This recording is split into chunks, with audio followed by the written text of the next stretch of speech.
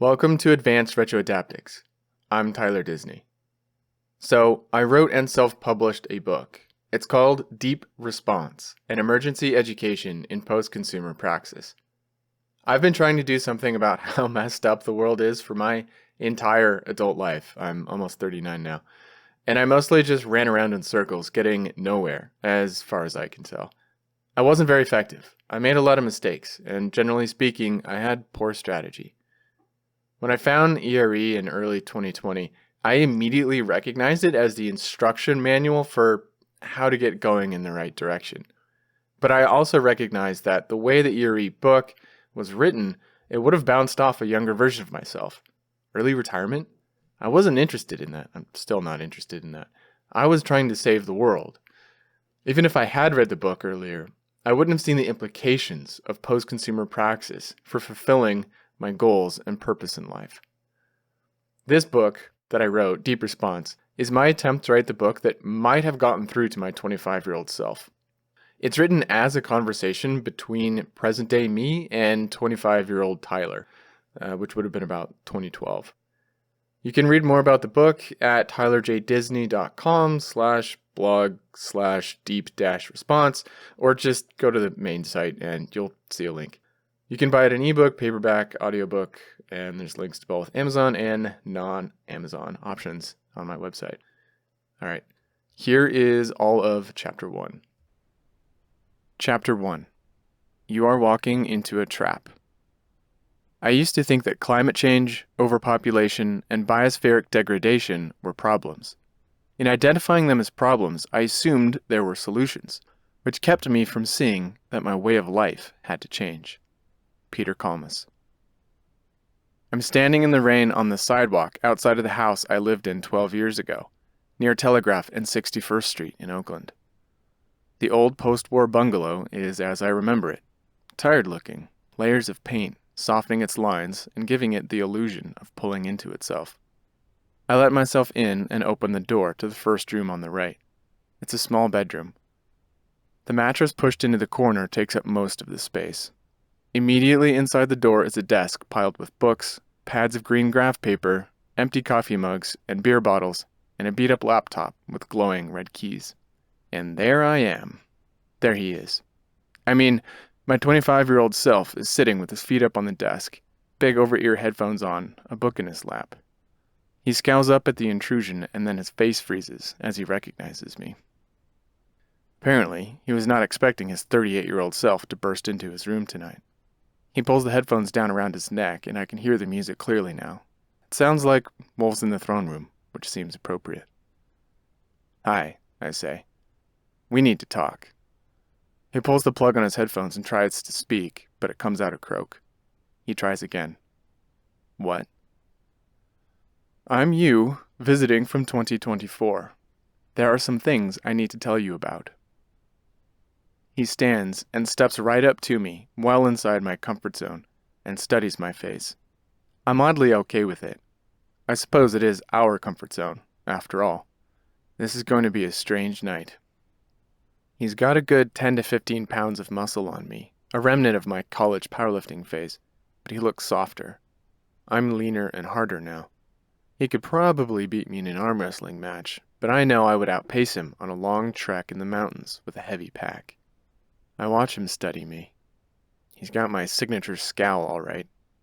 Doesn't mean he's mad, it means he's thinking. His eyes settle on mine and I can see their question. Is it true? Are you me? I hold his gaze calmly. His scowl fades to neutral, which is as close as I got back then to expressing surprise. Holy shit, he says softly. I put my hand out and he shakes it reflexively. It's good to see you again. I know this is a lot, but I need your attention right now. I need all of your attention. So why don't you get any questions out of your system before we dive in? He blinks at me and opens his mouth, but doesn't say anything. He's going to need a moment to get his brain back online. I never was terribly quick on my feet. I walk into the kitchen to give him some space. Roommates are out, right? I call over my shoulder as I start opening cupboards. It's been 12 years. I don't remember where I kept stuff. Yeah, they're at a wedding or something. Good. They'd probably think this was weird. Ah, there it is. A bottle of rye bourbon whiskey, middle shelf stuff. I grab it, sniff check 2 small mason jars, and come back to sit on the couch in the living room. My younger self is standing in the doorway to my room now, staring at me. You don't have any questions? I ask. What's the future like? You're time traveling? How? That a normal thing? Did aliens come and give humanity time travel tech, or... I hold up my hand to slow him down. Apparently, his brain engaged. Yes, I'm time traveling. No, it isn't typical. Honestly, it's a long, boring story that isn't relevant. No aliens yet. The future is... We'll get into that. That's central to what I need to talk about. Any other questions? He thinks for a second. Do you have kids? No, I say. He nods. I can't think of anything else. Why are you here? I am here, I say, to discuss the next 10 years of your life with you. I hold a jar of bourbon out to him. He takes it and sits and squints at me. Are there like killer robots running around in the future that I have to kill the inventor of? A big catastrophe the future needs me to do something to avert? No, nothing that cool. Sorry. I genuinely am sorry. This would be a much simpler conversation. Almost precisely the opposite, really. His eyes narrow. What does that mean? I clear my throat and ignore his question. Tell me about your life. My life? You already know about my life. You should tell me about yours. I wave him off. I will. It's been 12 years. My memory isn't that good. I want to hear how you think and feel about your life right now. What's going on? What's it like? How are you thinking about your future? He sits back and blinks a few times. Life is good. I'm having a lot of fun. Work is great. I'm getting to work on some really cool projects.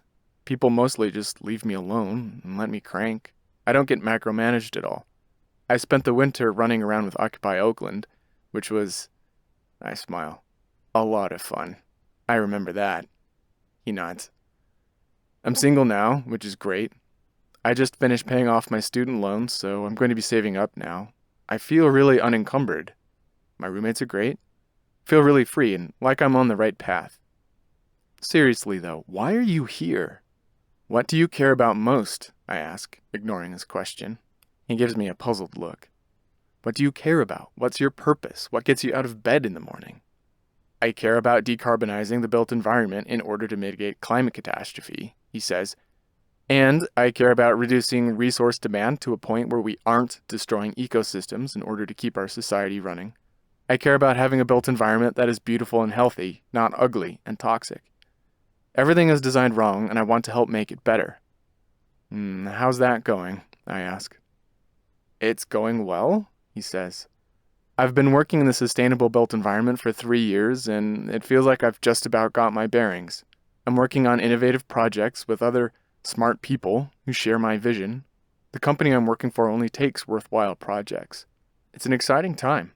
And what are your plans for the future? I ask. What's your vision for the next 5 to 10 years? He eyes me uneasily, sensing that I'm talking him into a trap. He's right. I want to be an expert at this. All of the projects I work on will be zero net carbon, regenerative, probably Living Building Challenge certified.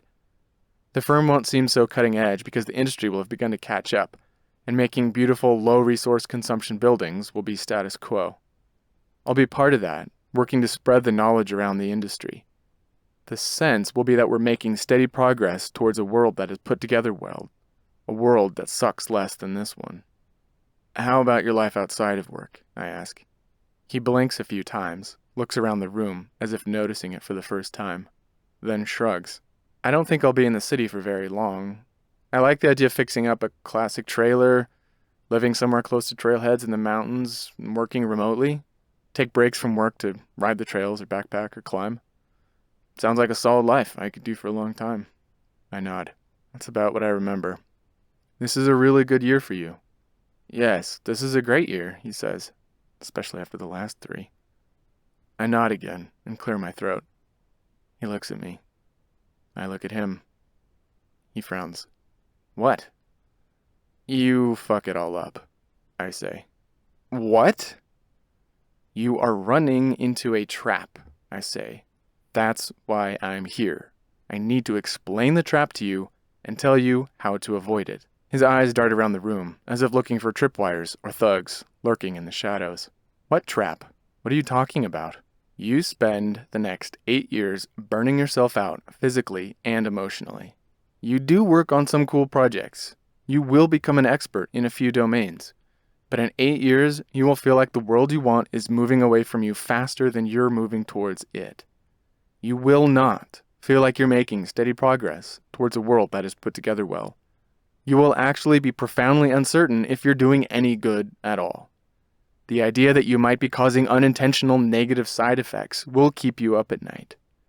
You become unconvinced that the strategy you're pursuing is an effective one. You sense that there is something seriously wrong with your understanding of how the world works, and you work very, very hard to figure it out. But you don't figure it out.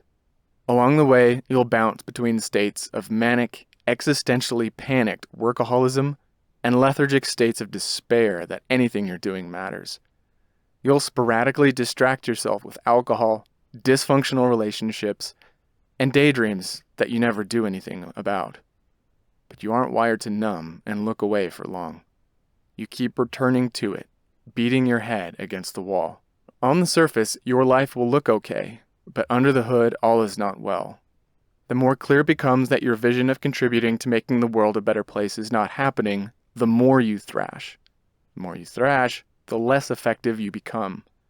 In 8 years, despite throwing yourself at professional and personal projects aimed at contributing to the crises facing humanity, for most of a decade, you exist in a twilight state between despair that your life will ever mean anything and anger that you're in this position in the first place. In short, you fizzle. He looks like he just swallowed a cupful of fermented swamp water. I am describing his worst nightmare. "I fizzle," he says. "I don't understand. How?" "Your fundamental mistake is that you think what's broken is out there." I gesture vaguely at the world outside the walls of his house. "You've correctly identified a large number of technical problems with how society functions. Buildings use too much energy to operate and require too much carbon to build. Too many of the materials used in our built environment are toxic and are poisoning us. Our cities are designed for cars, not humans. You've identified a number of technical solutions to these technical problems. Use better design to build buildings out of non-toxic materials, require less energy to operate, and require less carbon to build. Arrange them in a way that makes it feasible to use public transportation, bicycles, and legs. These technical solutions are all well and good. But if the whole world adopted these technical solutions, everything would still burn. We'd still wreck the planet. You think that since you've identified these technical problems and can see technical solutions to these problems and possess the skills necessary to implement those solutions, that you are part of the solution. You aren't. You're still part of the problem." "What's the solution then?" he asks. "Realizing that there is no problem," I say. He gives me a blank look. "The issue isn't that you can't solve the problem. It's that you're confused about what the real problem even is. This confusion contributes to a lot of dysfunctional behavior in your life. The real problem is that very few people understand the true nature of what we're facing. It seems hopelessly difficult because the technical nature of what appears to be the problem is monstrously complex. No brain could disentangle it or make sense of it. So then what can I do?" he asks. "When you find yourself beating your head against a brick wall, try looking to the sides. See if maybe you can just walk around the thing. You're trying to figure out how to make things work within the logic of the system that exists, and it seems impossible. What's one possible, obvious explanation for that? Maybe it is impossible to make things work within the logic of the system," he says. I nod. And it's very popular to talk about thinking outside of the system, but almost no one actually does. For the most part, people just dress a little differently. They're cargo culting the revolution. It's actually very, very difficult to undergo a fundamental shift in paradigm. But that's the actual next step. He shakes his head. "I don't get it.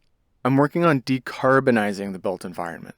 That's what I actually do, 40 to 80 hours a week. And that's basic thermodynamics. We need to be pumping less carbon into the atmosphere or we're hosed. There's no woo-woo paradigm shift that needs to happen. It's just simple physics. Decarbonize or die. Yes, but is what you're doing actually decarbonizing the built environment?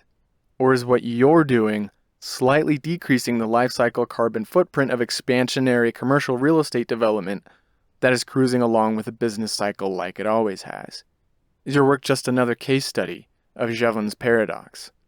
And when was the last time you felt like one of the buildings you built needed to get built, like it was a critical and valuable addition to the lives of the human and more than human world?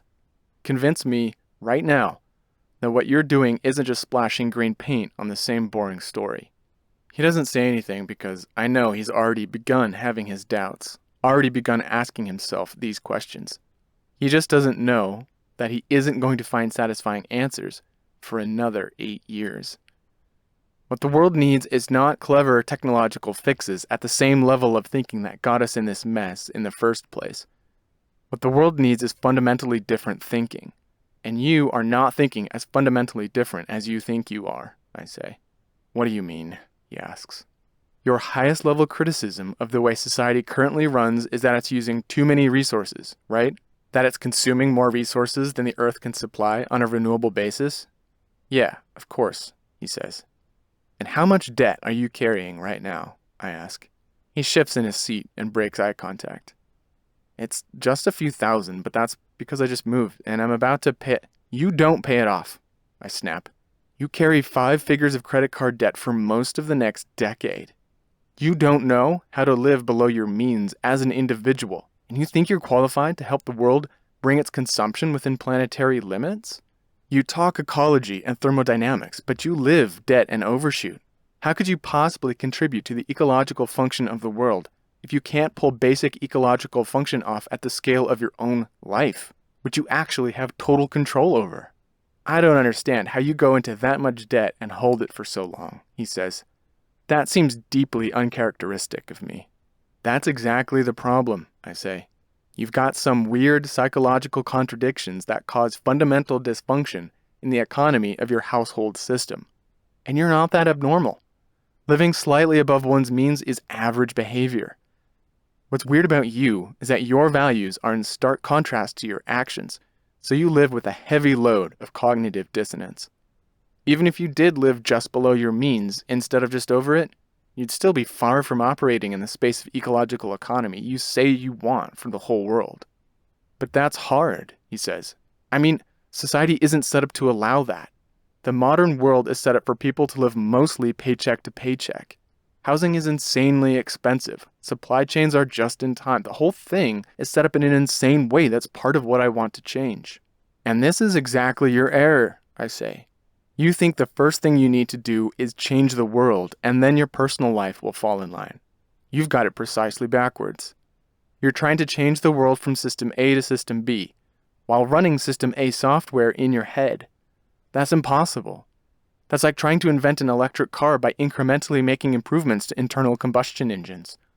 You can make a much more efficient internal combustion engine, but you're not going to make an electric car, ever, with that approach.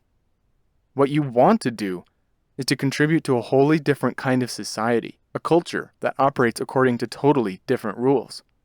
But you insist on playing by the old rules in your personal life. That's why you get nowhere. So what do I do then? He asks. What are the new rules? Learn how to live below your means. Develop a broad skill set.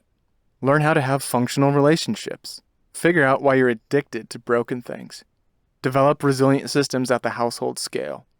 Internalize systems thinking within your own life. As you develop competence and work with a new paradigm at the personal scale, then you can start expanding outwards. We don't have time for turning inwards, for being selfish, he says impatiently. You're right. We don't have time for that. But we definitely don't have time for arrogant morons running around like they're God's gift to the future just because they've noticed some obvious technical dysfunctions. You're liable to cause more problems than you solve with your level of thinking. You're rushing around in a panic, and it isn't justified. What do you mean not justified? We have to move fast. Things are getting worse. We're racing towards tipping points. Ecosystems are in collapse. We ran out of time in the 70s, I snap.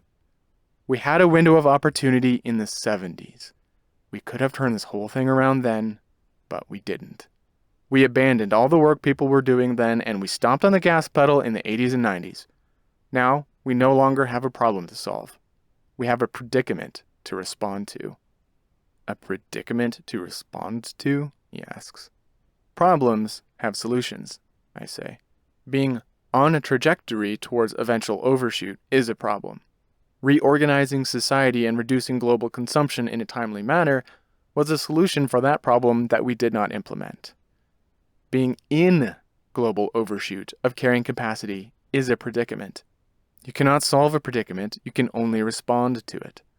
How we respond to the predicament of overshoot matters a great deal. Pretending that we can solve what we're facing is a categorical error in grasping the reality we now live in. Unfolding catastrophe that unravels our infrastructure of industrial logistics is baked into the cake at this point. If we'd stuck to the momentum we built in the 70s, we might have been able to glide path society to an ecological civilization without incurring disruptive tipping points. But that's no longer the situation we're dealing with. We're operating too far above the carrying capacity of the world, and our infrastructure can't handle the reversion to sustainable levels of consumption while maintaining cohesion. He gapes at me. You're a defeatist. You've become a defeatist. I can't believe it. You're talking about giving up and just trying to have a nice little life in a bunker somewhere. I slam my hand on the table between us. I am not. Don't put words in my mouth. Listen to me. You're so stuck in your narrow vision of being a hero. You don't see that what you're trying to save is the very thing that got us in this mess in the first place. You're trying to hold up something that you should let fall. You don't see that new systems will emerge from the dissolution of the old system, and those are the systems that deserve your attention and effort. What new systems? He asks. I mean, the successor cultures that are emerging from the dissolution of this one. I gesture around us. Cultures that operate based on rules aligned to biophysical reality. The cultures that are growing in the cracks of the old system. You need to understand that you can't work on these successor cultures if you're still running the programming from the old system. If you're still trying to brute force everything and operate in a state of overshoot, unable to think in systems, fragile to disruption, enmeshed in dysfunctional psychological patterns, unable to carve out time to think and respond to the future as it arrives. In a very technical sense of the word, right now, you don't deserve to work on these new cultures. You will damage them if you try to. This is why you have to collapse your scope to your personal life, to the scale of your household, and build a functional system at that scale before you expand back outwards again. You have to become the kind of person who can contribute meaningfully to these successor cultures. I know this is hard for him to hear. He's got so much effort already invested in his current way of thinking. Or, I continue, you can keep doing what you're doing. Huck yourself at projects, pull overnighters, burn yourself out on projects that get canceled anyway, trash your relationships and your health, and drown in the uncertainty that any of your sacrifice is worth it. Along the way, rack up 5 figures of consumer debt with nothing to show for it at the end. Your call. He gives me a steady look and then stands up and goes into his room. He returns a moment later with a notebook and pen and sits back down on the sofa. All right, he says. You have my attention. How do I become this kind of person? I smile. This is what I time traveled 12 years into my past to tell you. This is what it'll take the rest of the night to explain. Okay, that's chapter 1. Thanks for listening. Hoped it piqued your interest. Like I said, there's more information about the book, including links to various ways to get it, on my website. Just go to tylerjdisney.com and there'll be a link to the book somewhere on that first page. Take care.